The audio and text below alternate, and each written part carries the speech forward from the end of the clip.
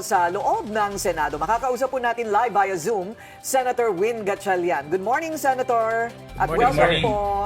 Good morning, Willard. Good morning, Corina. Magandang umaga sa inyong dalawa. Ayan, okay. So, ano po talaga ang bilang sa ngayon? I guess, like the entire public, araw-araw binibilang po nila kung paano nagbabago po ang dami ng mga nasa minority at ilan ang sa majority. Kung bilang ang pag-uusapan, ang majority ay 13, ang minority ay 11. Although alam rin natin na yung physical na bilang pagdating sa quorum, iba. No? Dahil nga si Senator Bato ay at large, so lumalabas na 12 sa majority at 11 sa minority. Ayun. Okay. So, do you expect, with the Senate already under intense public scrutiny because of the impeachment proceedings, how damaging will it be to the majority that another senator now faces fresh plunder charges and may be arrested? Well, ako, of course, nalulungkot tayo, Corina, na may ganitong issue ang isang senador. Sa taong bayan, ang isang senador ay iginagalang, rinirespeto, isa sa pinakamataas na opisyal ng ating bansa. At nakakalungkot na mayroong mga ganitong issue na pumapalibot sa isang senador o sa ibang mga senador. Pero ganun pa man, ay ang tingin ko dyan, at least, mabibigyan ng pagkakataon ang mga senador na harapin yung mga kaso nila at idepensa yung kanilang mga sarili.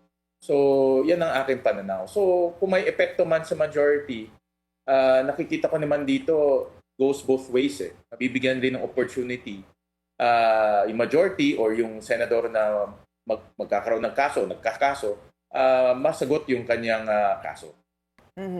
So, sa bilangan, do you think that there is any bearing kung sakaling mabawasan po ang bilang na naman ng minority, lalo na't masundan pa ng isa pa, hindi ba? Or dalawa pa na mga warrants at sila'y they would be incarcerated, for example, or unable to join the plenary. Ano po ang magiging epekto nito sa trial itself? Yeah, Corina, at the end, it's a numbers game. No? Padamihan talaga ng numero. Of course, hindi rin masyadong ginagamit yung numero because gusto rin natin na harmonious at maayos ang patakbo ng Senado. Gusto natin ay magkaroon ng consensus ang Senado. Pero pagdating sa pagbibilang ng majority at minority, importante ang numero. Kaya talaga may epekto yan, yung pagbawas o pag hindi pagpunta ng isang senador sa plenaryo, magkakaroon ng epekto yan sa numero. So kung let's say may lumipat o merong nabawasan, makaka-epekto yan at makakalamang doon sa isang pangkat. And as we speak, Senator Win, meron ho bang nililigawan ang minority sa majority para mag-over the backwood papunta sa panig ninyo? Alam mo, Willard, yung mga ganitong, dahil nga napakanipis ang number, hindi naman talaga mawawala yung komunikasyon. So, hindi mawawala yan dahil magkakakilala naman kami, magkakaibigan naman kami. Hindi naman, even minority-majority kami, magkakakilala naman kami. So, may mga komunikasyon. Ilan ho, Senator Win, yung masasabi ninyong potential na pwedeng tumawid o yung mga swing votes na may tuturing po ninyo? Willard, di ko muna masasabi yan ngayon at mahirap mag-speculate no, kung ano yung mangyayari. Okay, so do you believe facing serious corruption allegations should these senators should voluntarily step back while their cases are pending? Kung may warrant of arrest, ang suggestion ko ay mag-voluntary surrender. No? Dahil para hindi malagay sa alanganin ang institusyon. Nakita naman natin nangyari 2 weeks ago nung doon sa issue ni Senator Bato at nagkaroon ng commotion. No? First time na nagkaroon ng barilan sa loob ng Senado. At in the past rin naman, hindi naman isolated case yung may mga senador na na-issuean ng warrant of arrest. At in the past, may mga times na nag-issue ng warrant of arrest, nag-voluntary surrender ang ilan sa mga senador at naging mapayapa naman, naging maayos. And this is what you expect of Senator Jinggoy sakaling lumabas po ang arrest warrant laban sa kanya. Yes, yun ang akin in-expect dahil unang-una si Senator Jinggoy ay matagal na sa Senado at alam niya na rin ang proseso. So yun ang ine-expect ko para tinitignan kasi natin dito, Corina, yung institusyon. At pag nalagay sa alanganing institusyon, doon na nagkakaroon ng tinatawag natin uncertainty kung hindi natin alam kung anong mangyayari. At iniiwasan natin yung mga ganitong uncertainty at untoward incident. Senator Vin, how are you preparing for Monday? Muli bang pag-uusapan yung issue ng virtual voting? I hope hindi na, no? Dahil nga pinapayagan naman ang virtual voting sa rules natin. Under Rule 41, pinapayagan naman yung virtual voting under very strict conditions. Unang-una, dapat may force majeure. Pangalawa, yung majority of the senators will determine kung may force majeure. At pangatlo, yung force majeure na yon ay hindi binibigyan ng kakayahan ang mga senador na mag-convene sa plenaryo. So ito yung tatlong aspeto kung bakit pinapayagan ang video conference or teleconference. So pinapayagan naman siya under very strict condition. Yan ang general rule for teleconference. Kasi kung dati po ang pinagdedebatehan ay kung ano ang ibig sabihin ba talaga ng forthwith. Ngayon po, ang pinag-uusapan, ano ba talaga ang ibig sabihin ng force majeure? Majeure. Actually, Corina, very strict kasi ang rules natin. No? Dapat talaga sundan yung mga provision ng rules natin para may kaayusan. Sabi sa Section 41, napapayagan lang ang teleconference kung may force majeure. Ibig sabihin, may mga bagay na hindi natin kontrolado tulad ng pandemya, tulad ng gera, o tulad ng lindol. At pangalawa, dapat i-determine ng majority of the senators na may force majeure. No? Para hindi lang sino-sino nagsasabi may force majeure. At pangatlo, dapat ang mga senador hindi kayang pumasok dahil nga dito sa force majeure na ito. No? So hindi basta-basta ang force majeure ang pinag-uusapan natin dito. Very strict ang conditions ng force majeure. Ayun, okay. So kung sakaling ang isang senador halimbawa ay may malubhang sakit pero nakakapagsalita naman at nakakaintindi, does that qualify for force majeure? Yan ang iniiwasan natin, yung mga personal circumstances. Kasi unlimited yan. You can have 1,000,001 personal circumstances, Corina. Kaya very strict ang conditions ng teleconference. Kung hindi, kung papayagan natin personal circumstances, sino ang magtitimbang kung mas mabigat ang personal circumstances ng isang senador o hindi? No? So para hindi maging arbitrary yung paggamit ng teleconference, ay very strict yung conditions for the use of teleconference. At pangalawa, by tradition, bago magpandemya, ang plenaryo laging physical meeting yan. No? Laging nagtitipon yung mga senador, laging magkakasama, nag-uusap, nagdedebate, nagkakaroon ng caucus. Nabago lang yan dahil sa pandemya kasi alam natin nagkaroon ng halos isang taon na putol-putol na lockdown. At dahil sa lockdown, hindi makapasok yung mga tao. At kahit kami, hindi rin kami makapasok, hindi kami makalabas ng bahay. So, kaya inamenda yung rules para i-allow ang teleconference under very strict conditions. Pero, Senator, paano po kung halimbawa, iba naman yata yung kaso ni Senator Bato de la Rosa Willard, di ba? Na he is seen as a fugitive and running from the law, hiding from the law. Pero kung halimbawa, kusa namang sumuko like former Senator Bong Revilla, or better still, if and when the arrest warrant comes out against Jinggoy Estrada and he voluntarily surrenders, so he is now being tried while incarcerated, but innocent still until proven guilty. Pwede po ba siya mag-teleconference? Under our rules, hindi pwede yun dahil nga pinapayagan lang ang teleconference kung may force majeure, hindi personal circumstances. That is considered, oo. Dahil nga, and when I say force majeure sa body, hindi force majeure sa personal namin. So, Ayun. ibig sabihin, kung hindi talaga makakapasok ang buong Senado, hindi lang isa o dalawa, but buong Senado dahil nga dito sa force majeure. Ang pinakamagandang example dyan na naranasan natin ay yung pandemya. Dahil yung pandemya talaga, nung nag-lockdown, hindi tayo makapasok lahat, hindi makalabas ng bahay. Ultimong pumunta ka ng grocery, hindi ka makapunta dahil nga naka-lockdown. So, in other words, dapat hindi yung circumstances makaka-apekto sa institusyon. Senator Vin, ano bali ang masasabi ninyong pinaka-objective ngayon ng minorya? Yun ba ay maabot yung tinatawag na bare minimum pagdating sa quorum at pagdating sa, kumbaga, maabot na yung crucial number para at least makontrol yung agenda sa Senate? I think, Willard, ako personal opinion ko ito, pinakamaganda ay mag-usap yung dalawang grupo, dalawang pangkat, at pag-usapan yung mga issues na hindi tayo nagkakasang-ayon at issues rin na nagkakasang-ayon. Alam ko marami sa ating mga senador gusto na magtrabaho at bumalik sa normal programming. Ibig sabihin, magtuloy na yung mga committees, magpasa na tayo ng mga batas, gumawa na tayo ng inquiries and investigations. Tulad nga ngayon, diba, nagkaroon ng brownout, daming yellow and red alert. Nag-file ako ng resolution para maimbestigahan itong red and yellow alert. Ito yung mga bagay na mahalaga ngayon.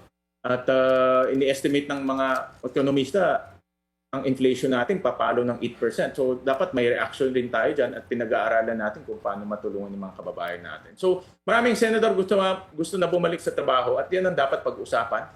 Isang tabi muna yung mga hindi tayo nagkaka-agree o maghanap tayo ng solution para hindi magkakaroon ng impasse o ng hindi pagkakaintindihan sa plenaryo. Masasabi niyo ba, Senator Vin, na bukas yung majority dyan sa komunikasyon, lalo na at nakita ng publiko yung matitinding palitan ng mga salita sa floor?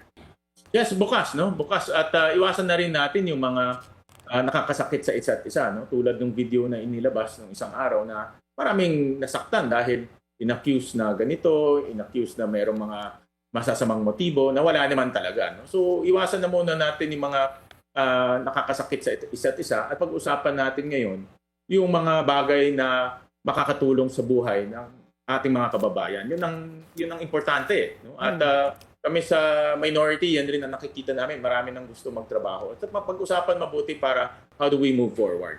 Okay, so this sounds like a wish list, Senator Win.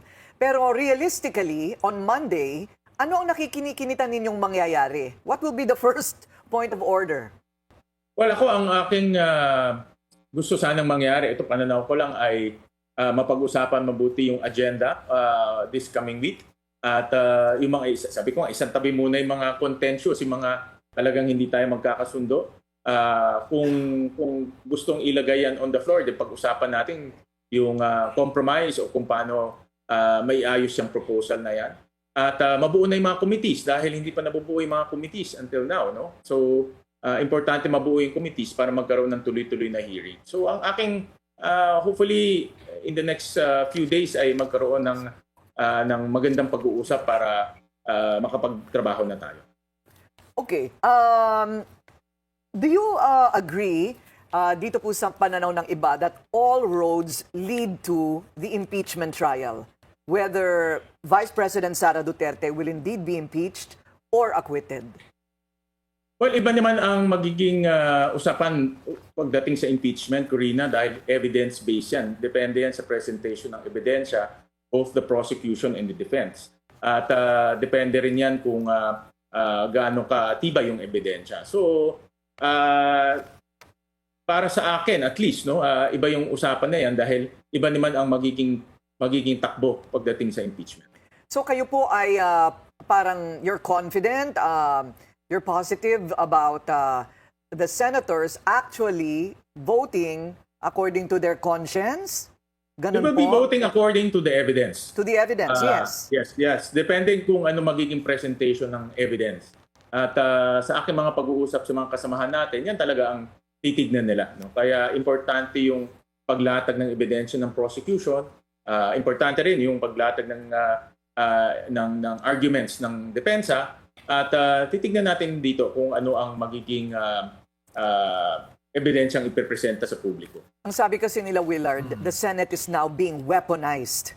Weaponized by both camps of Vice President Sara Duterte and the administration. Kaya kung makikita sa komposisyon ng majority at minority, yung pong nasa majority daw po, Senator Win, yun yung mga may problema. Yun yung mga kailangang kausapin ng administrasyon para lang matuloy ang impeachment. Hindi ba? Parang gano'n ang impression. At sinasabi nga, Sen Win, Corina, na weaponize din yung mga kaso.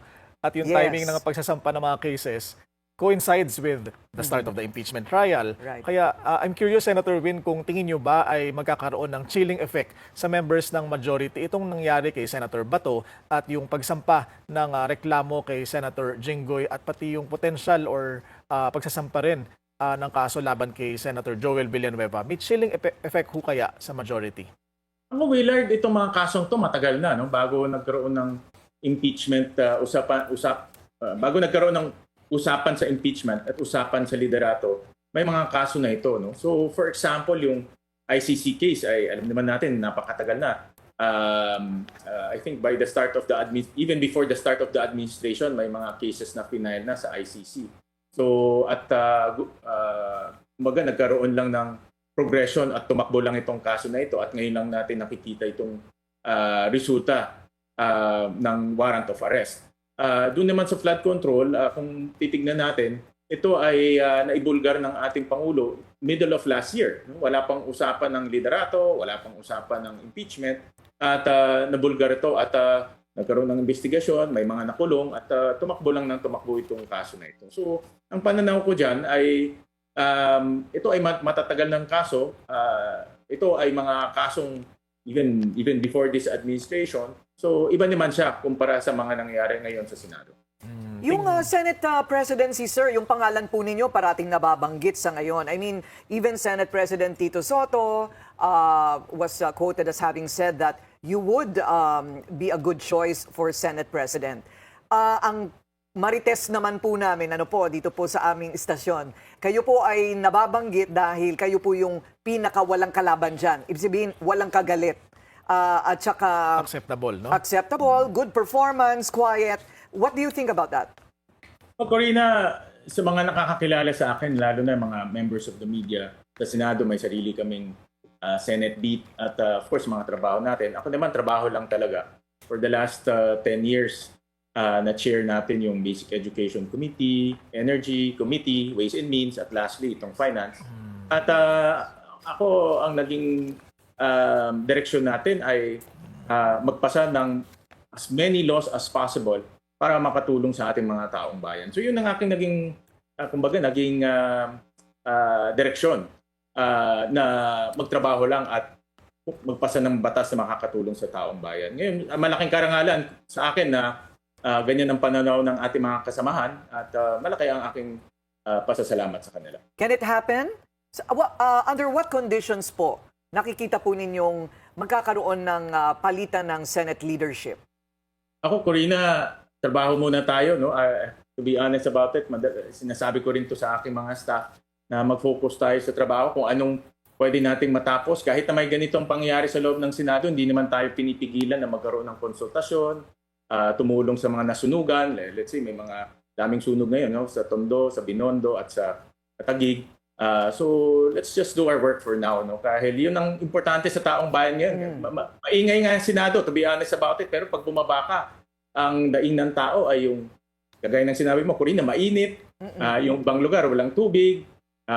Inflation, napakataas ang presyo ng bilihin ngayon. Yun ang dapat mabigyan natin ng focus. Makinig tayo sa kanila. No, but sir, pasensya na po. But theoretically, under what condition would this be an urgent matter or a preferential matter for the Senate to take up na magpalit ng leadership? Theoretically, I mean, not necessarily you, but yung po ba ay pinag-uusapan in a caucus? If a caucus is ever going to be called on, ano po ang dapat mangyari bago magpalit ulit ng Senate President? Ganda tanong yan, Corina. It's a numbers game. At the end of the day, it's a numbers game pagdating sa leadership. At kailangan talaga makabuo ng 13. No? Dahil ang pagpapalit, under our rules, pagpapalit ng liderato, yung officers, no? Meaning President, President Pro Tempore, Secretary, Sergeant at Arms, lahat yan kailangan ng 13 votes. So kung mayroon kang 13 votes, then pwede ka ma-elect as an officer, kasama na dyan ang Senate President. Susubok ako ulit, Corina, Senator Win. Tingin niyo ho ba may tatawid sa inyong grupo? Mahirap mag-speculate, Willard, at mahirap magbigay ng sagot na speculative. But it is always possible. Hindi ba, no, Willard?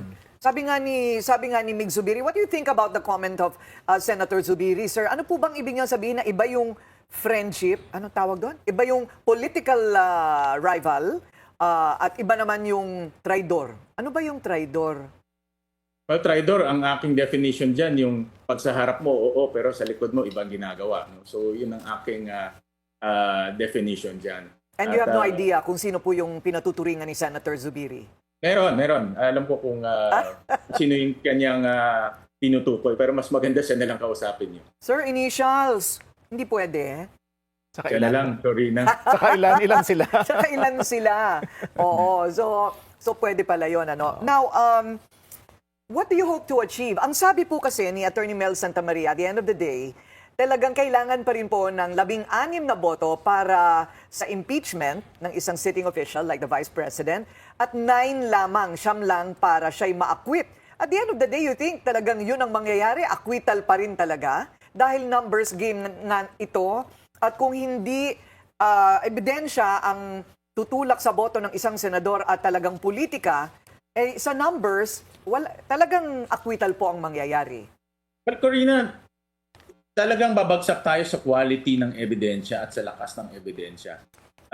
Yan talaga ang magiging unot dulo nito. Kung paano i-present, anong klaseng ebidensya at yung lakas ng ebidensya na i-present ng prosecution team. At pangalawa, dahil dyan sa ebidensya na magkakaroon ng public pressure. Kung dahil kami mga politiko, kahit na kami ay dapat maging neutral at impartial, politiko pa rin kami at responsive kami sa political pressure or the lack of it. So, importante talaga ma-present sa taong bayan yung ebidensya. Dahil hindi lang, kahit na kami ang bumoboto, ang taong bayan din ang kasama dito sa impeachment proceedings through their voices and through their opinions. Kaya, importante rin na mapresenta sa taong bayan yung ebidensya na klaro at walang tinatago. No? I-present natin as much as possible para maintindihan nila. At kung yan ay matibay at magkakaroon ng political pressure, I'm very sure na kami bilang politicians magre-respond to that pressure or even the lack of it kung wala rin. So, meron din po tayong hinihintay, Senator, na desisyon mula sa Korte Suprema. And this is on the bigger issue of whether are we really under the jurisdiction of the ICC or not today or when supposedly the crimes were committed years ago when we were still members. Sa palagay po ba ninyo, medyo concerning yung magiging desisyon ng Korte Suprema? Halimbawa, sabihin nila na hindi tayo pumapaloob sa ICC noon man o ngayon. And that the former president is already in The Hague. Ano po ang iniisip ninyong scenario? I think may mga telltale signs. No? For example nga, yung unang hindi paglabas ng TRO kay Senator Bato at instead pinacomment na lang ang parties. During that time, merong several urgent motion na ifinal ang mga abogado ni Senator Bato pero instead ang responde ng Supreme Court ay magkomento muna kayo. At pangalawa, naglabas ang Supreme Court na denial sa TRO. So ito ang mga kumbaga telltale signs ng Supreme Court kung ano yung kanilang pananaw dito sa isyung ito. So but hanggang ngayon ay tuloy-tuloy pa rin yung pagdinig dito sa main case at tuloy-tuloy pa rin yung paghingi nila ng komento. Pero ang pananaw nila ay hindi kailangan ng TRO at ang pananaw nila, enforceable itong warrant. May haka-haka nga rin daw, Corina Senwin, na susunod nang maiisuhan ng ICC warrant si Senator Bongo and tapos may hinahanda pang ombudsman laban naman kay Senator Joel Villanueva. Sa tingin niyo ba ay malalagasan pa ho kayo sa inyong hanay sa Senado leading up to the impeachment trial? Willard, nakakalungkot nga na yung mga matataas nating opisyales ay apektado dito sa ICC issue at even sa corruption issue. At nakakalungkot dahil ang taong bayan ay binibigyan ng respeto ang mga senador at ang tingin nila sa mga senador. Ito ang mga matataas nating opisyal na dapat mamuno ng may integridad. Pero ganun pa man sa kabilang banda ay mabibigyan din ng opportunity. Yung kung sino, ako hindi ko tinitingnan yung personalities. mabibigyan ng opportunity na yung makakasuhan ay makakasagot at depensahan yung kanilang sarili. Ayun, okay. Naku, marami pa ho kaming tanong, kaya lang alam ko busy po kayo eh. Maraming salamat po sa inyong oras ha, at sa paggising ng maaga para sa amin, Senator Win Gatchalian. Thank you, sir. Thank you, Corina. Thank you, Willard. Maraming Thank salamat. you. Good morning. Ayan, okay. So anong nakuha mo doon? Alam mo, Bukas ang lines of communication. May kinakausap sila sa Oo. kabila. Oo. ibig mo sabihin, posible na magkaroon ng caucus? Di ba pinag-uusapan natin kahapon yon na sa dissenting, di ko sinasabing hindi sila dissente ha, pero sa dissenting SOP, Standard Operating Procedure, kapag merong hindi pagkakasundo-sundo, halika mag-caucus tayo. The Senate President would call for a caucus and then magkakaroon ng Oo, pagpaplansya. compromise. Oo. Yes. Pero parang wala pang ganun. Wala pa. Sa floor sila nag-aaway-away. In public view. Yes, Oo. kasi yung caucus, nakatago yun, ano? Yung parang it's a quiet discussion na Yes, oo. hindi publiko. Closed door, behind the scenes. Oo, Oo. oo. Para kung may hindi pagkakaintindihan, hindi sila makikitang nagsisigawan o nagtatalo. Correct, Oo. oo. So ayun, yun talaga ang diferensya. Pero ang tanong, bakit hindi na lang kasi tumawag ng caucus si Senate President Cayetano? Baka ang take away dyan yung sinabi ni Senator Win, talagang may traitor nga. Mahirap kausap. Hindi, gusto nila ng palabas. Diba? Oo. Parang ano eh, gusto talaga nilang panindigan yung panindigan yung teleserye Oo. PEG. Korean novela PEG. Ang daming YouTube views daw kasi. Oo nga. Kumikita yung Senate PH account. Oo, tsaka yung mga FB live nila kumikita. Ay, nako. Di ba? Yun pala yung dahilan. Oo, pero nakikita mo yung For the no, views. yung tindig ni Senator Win Gatchalian. Kaya siya siguro iniisip nilang ilagay bilang Senate President. Walang emosyon eh. Walang drama. Oo, di ko sinasabing he's heartless. That's different. All I'm saying is, hindi siya emotional.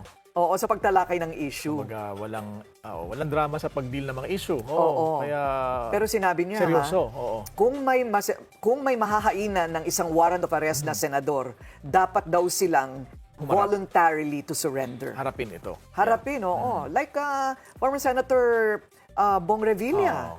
Lalaki talaga na, hindi ba na, sige eto na ako. Dahil sinabi rin niya na pagkakataon niya yun para i-disprove kung ano man ang binibintang sa kanya through Right. the process. Pero hindi madali yun, ha? Hindi lang Next time. hindi lang napapakita si Senator Bong. Pero sa mga nakakausap kong bumisita sa kanya sa loob, talagang general population siya. Hindi madali. Talagang ordinaryong preso ang nangyayari. So it's really also not easy to voluntarily surrender. Oo, dahil nakatutong ang tao, hindi pwedeng bigyan ng special treatment. Oo. You know, we do that better than anybody. I bet you got it twisted, you don't know who to trust. So many player hating niggas trying to sound like us.